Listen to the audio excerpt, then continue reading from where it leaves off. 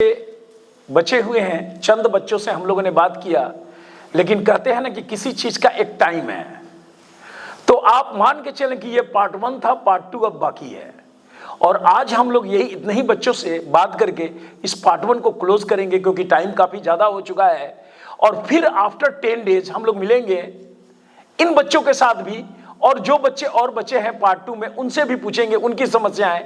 वैसे अमूमन ये बच्चे पीसीएम और पीसीबी के अपने अपने प्रॉब्लम रख दिए हैं, और बैकलॉग के बारे में लगभग एक जैसा है कि बैकलॉग किसका क्या है। सब लोग समझ चुके हैं, शिक्षक भी, कि हमारे बारे में ओपिनियन क्या है बच्चों का और हमें क्या करना चाहिए। बिल्कुल, और निश्चित तौर से हम लोग इतने प्रोफेशनल हैं और इतना बच्चे को बात को समझते हैं कि उनकी परेशानियों को अगले बार 10 डेज के बाद यही बच्चे कहेंगे कि सही में हमारे ये प्रॉब्लम सॉल्व हो गए। और मैं पहले ही बताया था, मैं इस चीज का वेट कर रहा हूं या वेट करूंगा कि बच्चे आके सीधा इस चेयर पे बैठे और वो बोले ऑल इज वेल।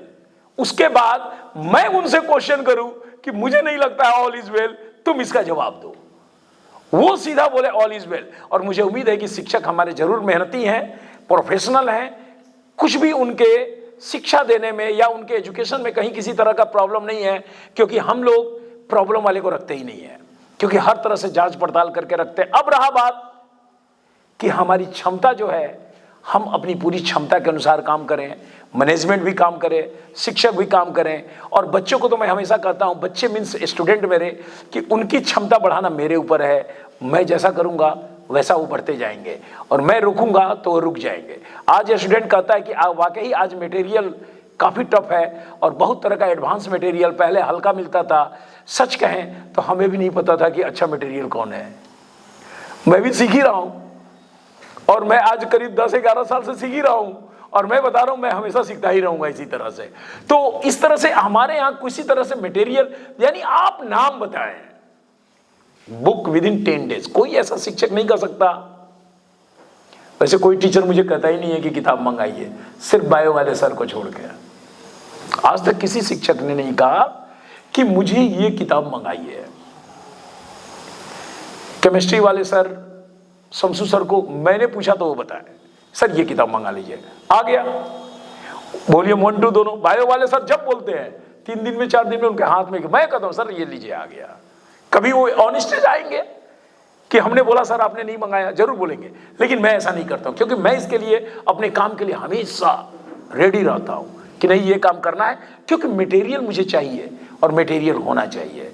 और हमेशा आप लोग से मैं एक चीज कहूंगा, स्टूडेंट और शिक्षक से भी, आप मटेरियल हमसे मांगे।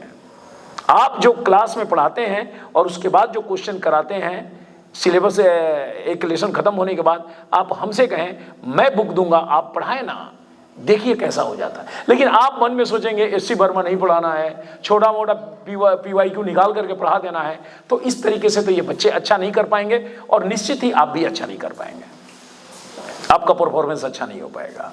तो हम समझते हैं कि आज का काफी अच्छा दिन रहा, और इस तरह का कार्यक्रम हर 10 डेज में हम लोग करेंगे, और अगले बार फिर नए बच्चे और पुराने बच्चे और विद शिक्षक, हम लोग शिक्षक से भी बात करेंगे, और एक एक पॉइंट वीडियो पे आप लोग नोट करेंगे, एज ए मैनेजमेंट भी नोट करेगा, और एक एक पॉइंट पर हम लोग बात करेंगे और डिस्कशन करेंगे। और हमको उम्मीद है कि 2-3 अगले बार के बाद अगले बार, यानी 3 बार में 10 दिन तो मैं ज्यादा कहता हूं, सप्ताह में होना चाहिए, क्योंकि अपने पास टाइम नहीं है लंबा करने का। लेकिन फिर भी मैं 10 डेज का टाइम देता हूं सभी को अपनी समस्याएं दूर करने के लिए। इसी के साथ आज का हम लोग ये कार्यक्रम उम्मीदों की उड़ान में रुकावट है, वाकई यही चीज जो है उम्मीदों की उड़ान में रुकावट है, और इस रुकावट को खत्म करना है। Okay, thank you.